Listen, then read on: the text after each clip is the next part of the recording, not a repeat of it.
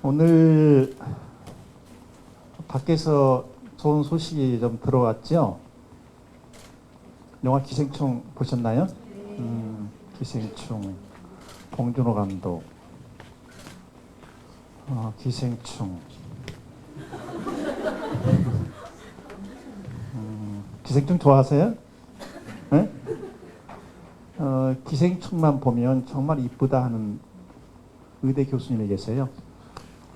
네, 그분은 기생충이 정말 예쁘대요. 그냥 얘네들이 이렇게 예쁠 수가 없어.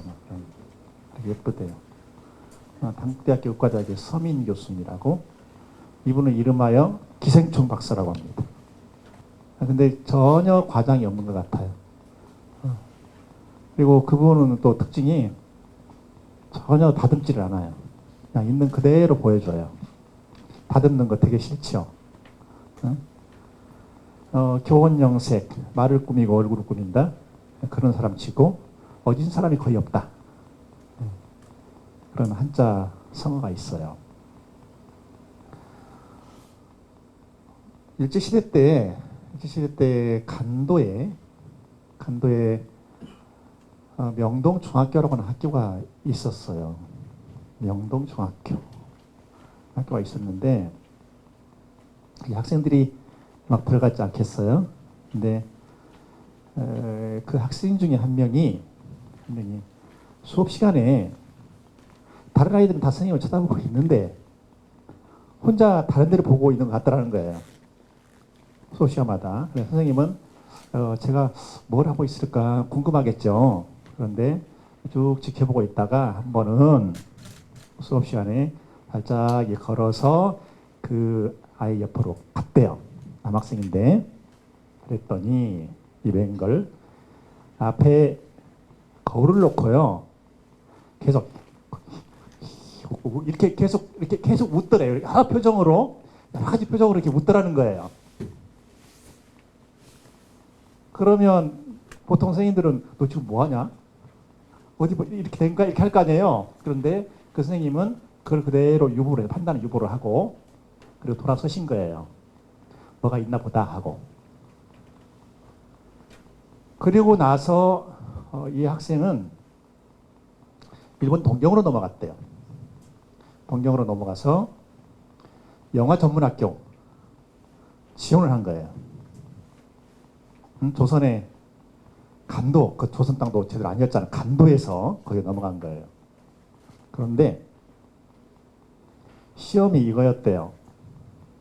1분 내에 슬픈 표정으로 눈물을 쫙 내는 것. 1분 내에. 그런데 그때 응시생 중에 그 주문에 맞춰서 1분 내에 눈물을 쫙 흘린 사람은 딱 한 명이었대요. 그 학생이었대. 합격했을까요? 떨어졌을까요? 뭘 생각하시오? 그냥 합격한 거지. 어렵지도 않은 문제 가지고 고민하고 그래요. 합격을 한 거예요. 그리고 나중에 영화 배우도 되고 영화 감독도 돼요. 그 사람의 이름은 나운규. 영화 아리랑. 기억나죠? 나운규. 1902년 11월 26일에 태어났어요. 우리나라 영화가 갑자기 이렇게 솟아오른 것이 아니고 그 뿌리가 그렇게 이어지는 거예요. 그렇죠? 어느 날 갑자기 되는 건 없어요. 어느 날 갑자기 되는 건 없어. 그래서 의학 용어 중에 이것은 없다는 거예요. 서든 데스 이건 없다는 거예요. 급사는 없다. 갑자기 팍 죽는 거 이런 건 없다. 이미 조금씩 누적돼 왔는데도 불구하고 본인은 전혀 아무런 징후도 못 느꼈다. 자기 자신을 돌보지 않은 거죠. 그래서 이런 것을 보면서 우리는 여기 계신 선생님들은 앞으로 평생 유치원 아이들을 볼 거예요. 단 한 명도 이 아이와 이 아이 두 아이는 참 흡사하네 이런 아이를 볼 수 없을 정도로 전부 개별적인 존재들을 여러분들은 만나게 됩니다. 지금 유치원 전라북도 교육청에 선발한 신규교사 임용시험에 합격해서 들어오셨잖아요. 그런데 같은 시기에 들어왔는데 유치원 교사로서의 길을 쭉 살아가면서 아, 저 교사는 나와 굉장히 흡사해. 그런 사람은 존재할 수가 없어요. 나는 나단 말이죠. 나는 나예요. 어때 신기하지 않으세요? 내가 나라는 것이 신기하지 않으세요? 정말 신기한 거예요. 기적도 이런 기적이 없는 거야. 내가 나로 존재한다는 건 이것보다 더 기적이 없는 거야. 그래서 누가 여러분에게 만약 이런 질문 한다면 당신은 누구십니까? 라고 물어본다면 나는 기적입니다. 자신이 없는 듯. 네, 그렇게 할 수 있어야 돼요. 내가 내 자신을 자꾸 만져주고 감싸주고 다독여주고 이렇게 할 줄 알아야 돼요. 출발은 거기에요. 공감, 심퍼시. 다른 사람이 아픔을 내 아픔으로 느끼고 다른 사람이 즐거움을 내 즐거움으로 느끼는 게 심퍼시잖아요. 공감이잖아요. 그건 괜히 생기는 게 아니에요. 자기 애부터 생기는 거예요. 그리고 자기를 진정으로 사랑할 줄 모르는 사람은 절대 타자를 진정으로 사랑할 수 없다.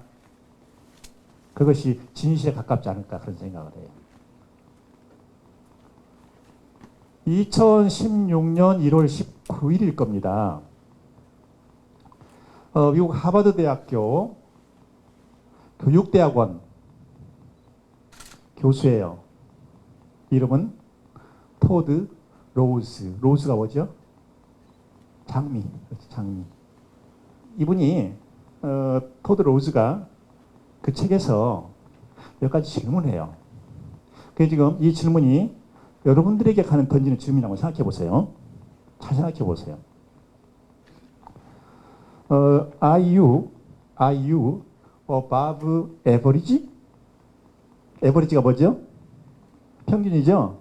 당신은 평균을 넘어섭니까? 네. Are you average? 이랬어요. 그 다음에 또 이런 질문이에요. Is your child, 당신의 아이는 an A student? A급 학생이냐 이거예요. 당신의 자녀는 A급 학생인가요? 이렇게 물어봤어요. 그 다음에 또 하나의 질문은 Is your employee, 당신의 직원은 an introvert, 내성적인 사람인가요? or 아니면 an extrovert, 외향적인 사람인가요? 이렇게 물어봤어요. 우리 다 알고 있는 말이잖아요. 그죠?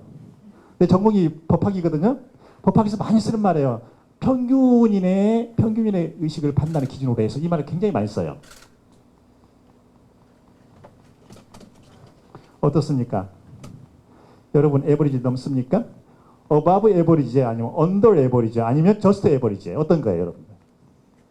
이게 아주 정형화되어 있는 지금 이 자리뿐만 아니라 전 세계적으로 계속해서 이런 질문이 이어져 왔어요.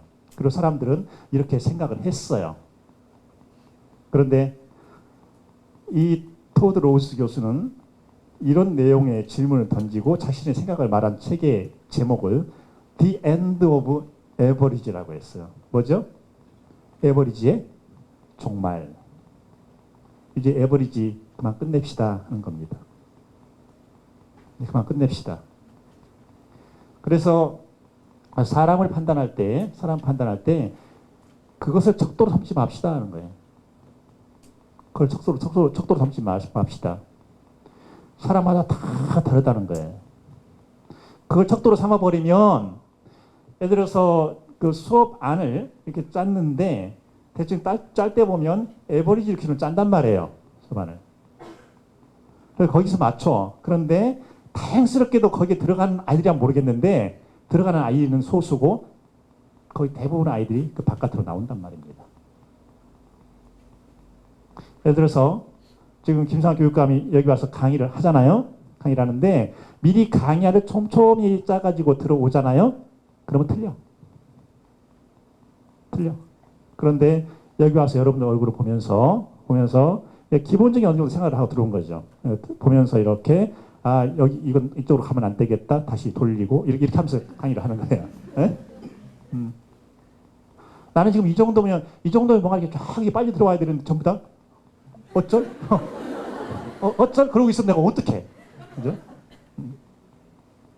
마찬가지예요.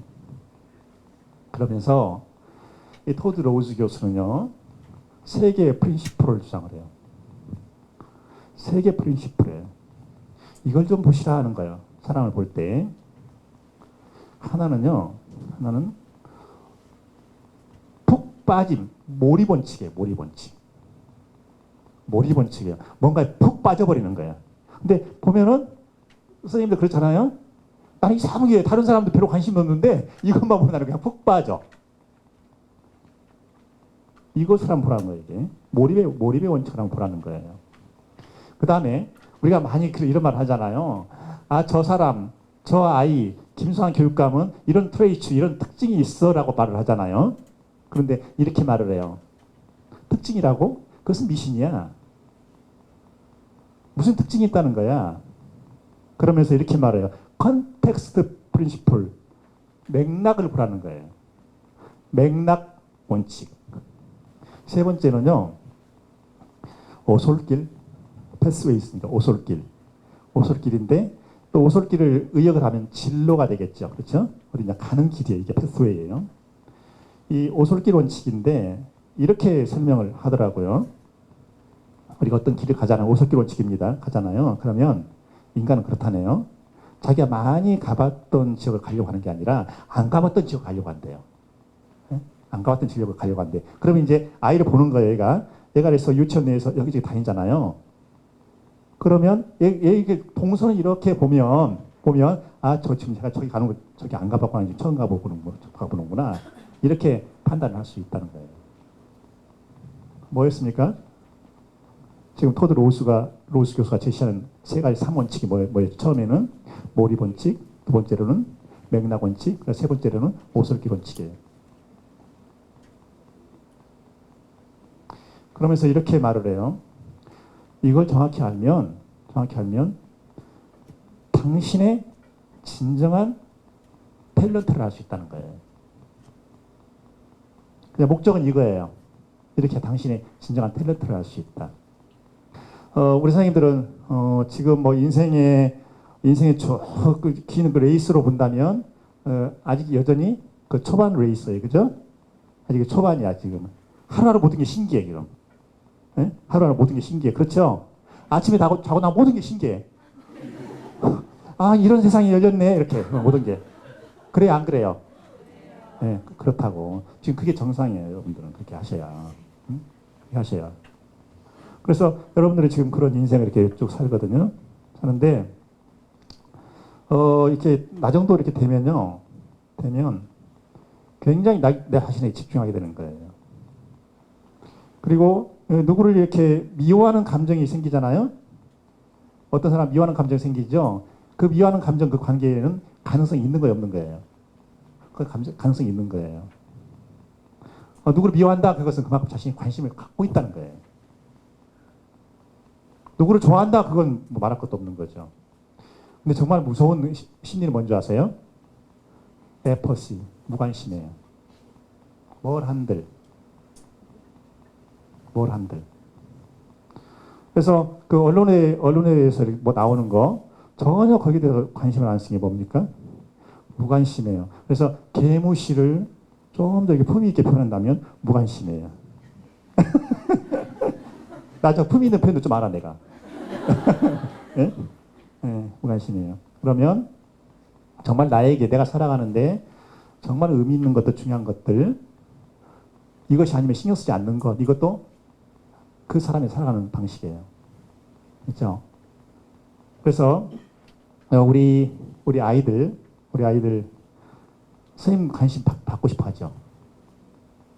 그런데 그 아이들에게 너희도 김수환 교육감처럼 성장해봐. 응? 김수환 교육감 성장 비결이 뭔 줄 아니? 개무시였어. 그러면 안 된단 말이에요. 그렇죠? 아이들은 관심 받고 싶어 하거든.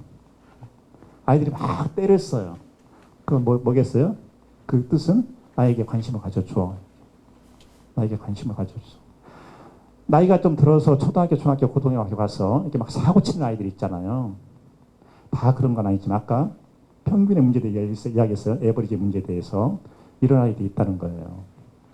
집에서 아무도 나를 알아주지 않아? 학교에서 아무도 나를 알아주지 않아? 그때 그 아이에게 필요한 것은 뭐겠어요? 딱 하나. 어깨 이렇게 두드려주면서, 어깨 두드려주면서. 나는 네가 정말 이렇게 이쁠 수가 없어. 공부 있잖아. 그건 네가 언제든지 맘만 먹고 할 수 있다. 너 언제 이렇게 아이들하고 할 때 이런 걸 했었지? 나 깜짝 놀랐어.